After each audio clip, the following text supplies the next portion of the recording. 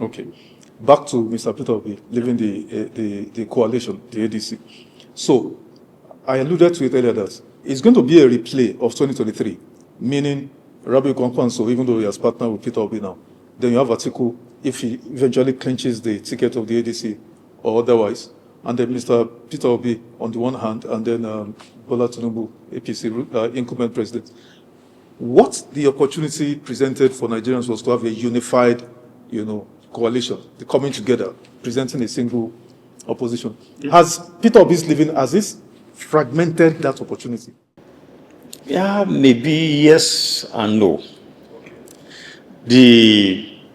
I do not want to call out any individual, but I believed if His Excellency Atiku Abubakar had played the statesman's role, he would have been able to say, look, just like what Bola Tinubu did, President Bola Tinubu did when he was the leader of the APC.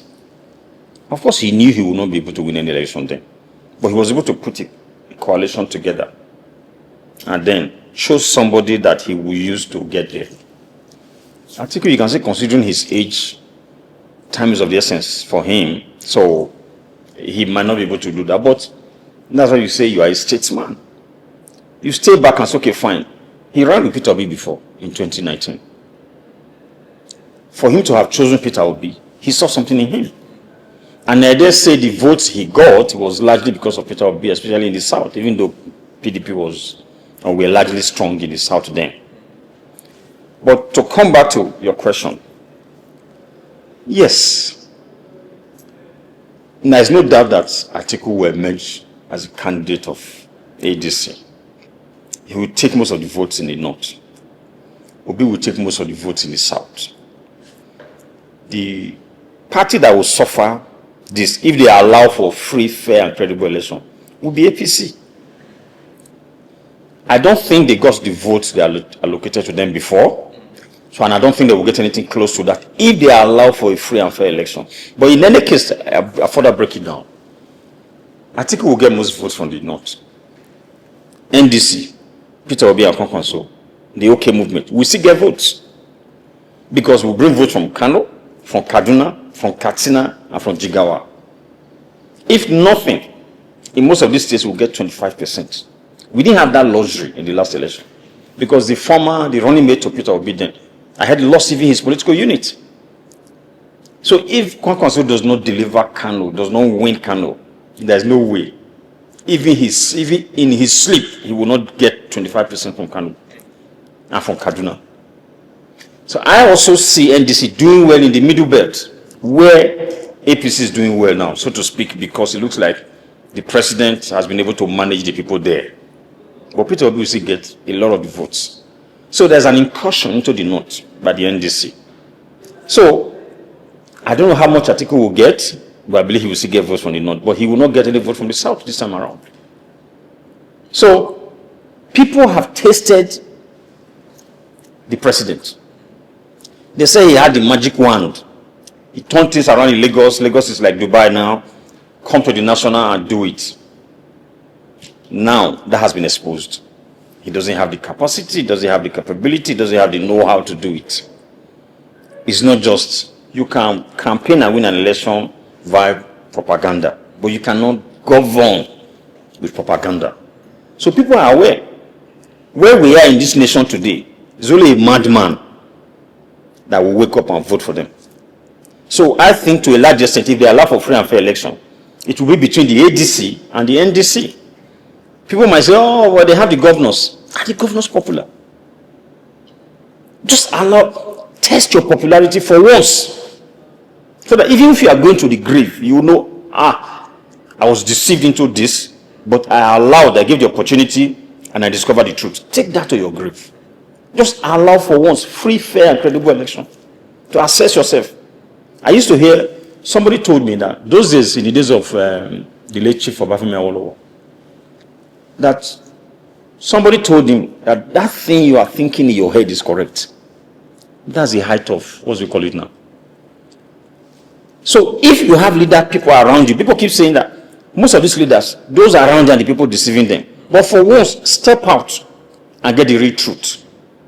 So for once, just test your popularity. Tell INEC, hands off. Let's run free and fair and credible election in this country. Let me know how well I have done. It's not enough to say people around me are telling me that I'm doing extremely well. Let them try that.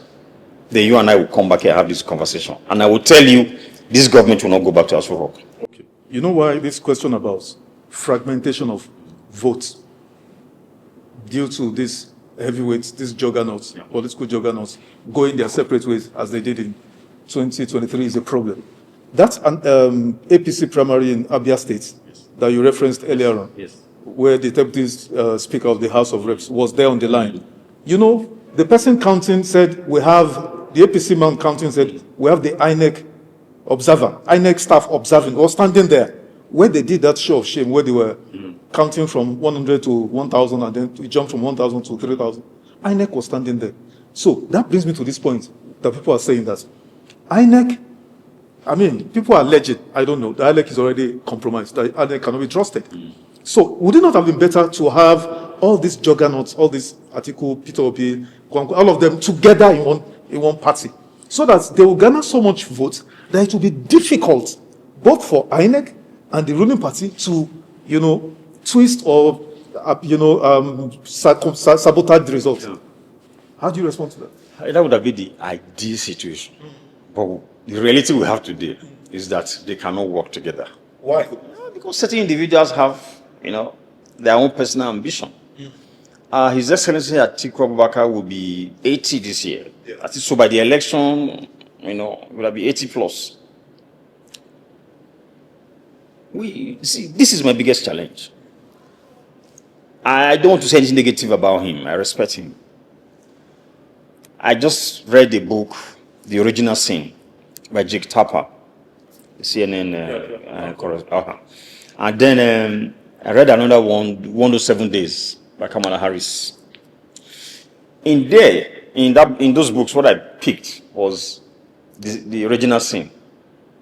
How age affected Biden, and how his aides were covering up, and how that incapacitated his ability to run the country well, but most things were not out there. So there was this special prosecutor that interrogated him. We were talking about the documents, official documents in his residence and all. That guy put out a report that his aides were trying to cover. And then in the debate against Trump, the first debate, all that came out. Because people have been pushing this. Okay, now, we go back to Buhari. Buhari was old and didn't really know much of what was happening around him. I was chairman, House Committee on FCT. We went a couple of times, so I think Christmas homage to the villa. And then Salah too. We went for both.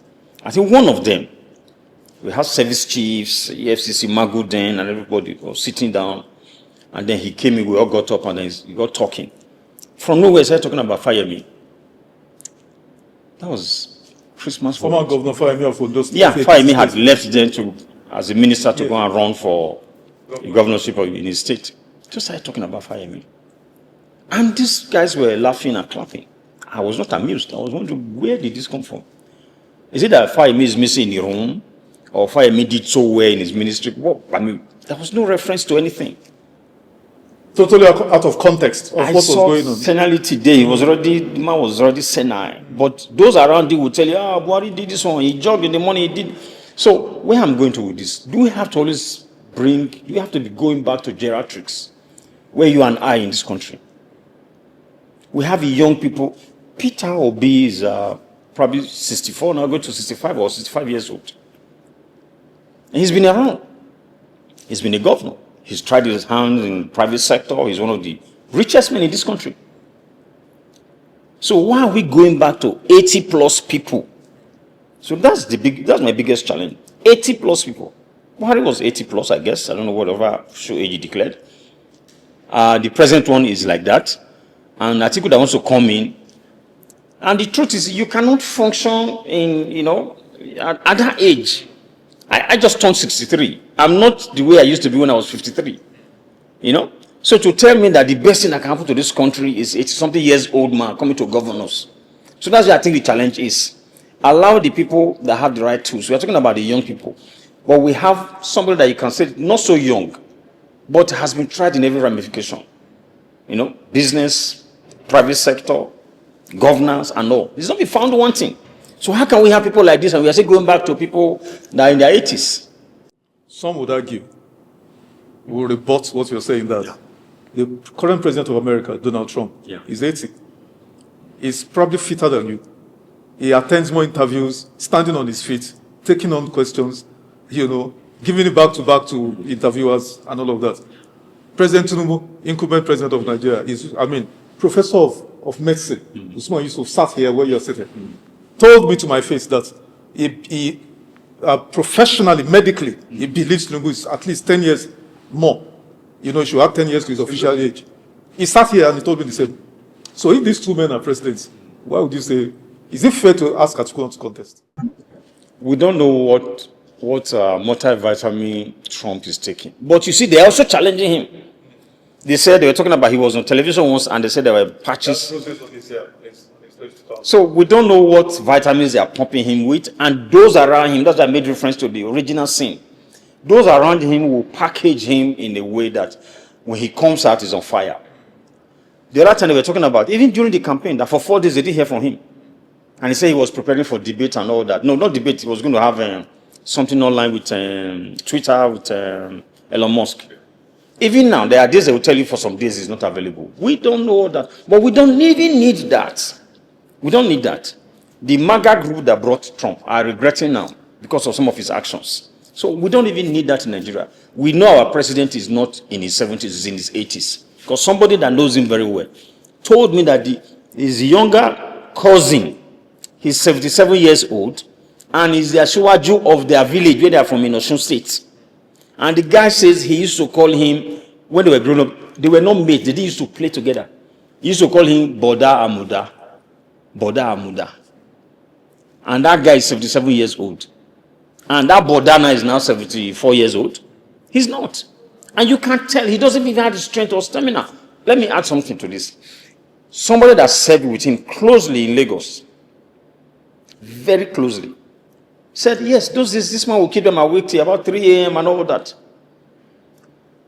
But that same stamina, he doesn't have today. He said he can do a presentation to you. That the president can do a presentation to you. So this is how I want to deliver on X, Y, Z. But does he have the stamina today to see it? Can he remember everything he presented to you today if you go back to him tomorrow? So it's those around them that will make them look as if he's on fire. He can do it like he used to do it. But the truth is, they are not able to do it. And then why are we sticking to these same people? When we have other brilliant people in this country that can do it. They have the stamina, they have the experience, they have the wealth of knowledge. Why are we going back to the same people? So let's look for fresh blood that can deliver. We have a population of about over 200 million. And more than 60% of that are young people. And we are relying on people that are 80 plus. Is something wrong with us? Okay, Nigerians will have a lot to say about that. Even though some would argue, and I want you to respond to this in 1 minute, that is it about the age or the capacity of the individual? You know, the African system is a bit, patriarchy, we're patriarchal in our belief system, our worldview, and all of that. Because it takes somebody at that level who is able to summon the governors and say, gentlemen, this country is not going in the right direction. I think we need to go this way. 1 minute, how do you see that? No, it doesn't follow. It's a cognitive diminution. When you are at that age, he can't remember everything. That's why those around them are the people really governing. It's no age. You are the president of, look at the governor.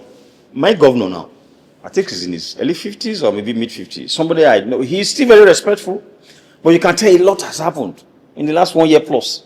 Because when you get into the office, they let you know all the powers that you have. How well you use that power will determine how the people around you will respect you, not age. Obama was president of America. Did they disrespect him? A black man. You cannot. Because the authority of that office, if you know what you are doing, people will respect your intellect and your achievement, and not so much of age. I became a CEO at age 36 or 34. You see, you are 34. Nobody disrespected me. I went to China, brokered the deal for a rig. I was about 36 this time. Though then I was praying to God, make me look old so that people will respect me. Because here you're talking about multi-million-dollar contract. Exactly. And the man asked that, please, we have been dying to know, the president of the company, we have been dying to know your age. I said, I'm 36. They laughed. But they just complimented me that I looked younger. And that was it. You know? So nobody disrespected me that I'm young. Because I had achievement to show.